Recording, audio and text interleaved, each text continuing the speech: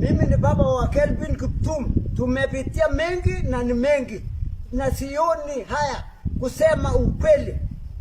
Iko mtu amenyanyasa sisi kutoka Keyo, ako kwa serikali na ako na nguvu ya kutosha. Na sijui alienda Rotterdam na Asenet, alikuwa na death certificate, alafu akajifanya yeye ni msasi wa Kelvin Kiptum. Alienda na death certificate yangu na ya bibi yangu. Amenyanyasa sisi mpaka akatoa hata Asenet akaenda kwa kampuni ya Golaso. Hata saa hii iko Golaso, wasungu wakiingia wanamalizana kwa Golaso. Asenet nabaki kwa Kenya, wasungu naenda. Sisi tumeteswa watoto, sisi tumeteswa wazazi wa Kiptum. Na alienda Rotterdam 2024 mwezi wa 4 na Asenet. Na akarutisha Baudejo kutoka juu mpaka Kaptagat na kurudisha tena. Alitumia nguvu ile hapo naye. Wakafanya Baudejo hapo Kaptagat na sisi hatuku kwako.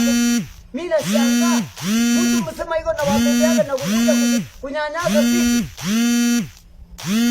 Mimi nalaani yeye na Asenet maishani mwangu. Hata kukumbuka na bibi yangu na mimi wale wataua sisi ni Asenet na huyo mwenye iko na ucheo kwa serikali. Mimi nalaani yeye kwa kaburini ya mtoto yangu mpaka nikube. Ajue ya kwamba mimi nalaani yeye na Asenet hawezi baki. Kama Mungu iko hawezi baki. Nataka tu niulize kwa unyenyekevu, baba wa taifa, tangu kibo ya mtoto yangu karibu saa hii mwaka 2, mwezi wa 2 itakuwa mwaka 2, hatujapata results kukuba kwake. Ya pili, kari ya mtoto yangu bado iko kwa Kaptagat.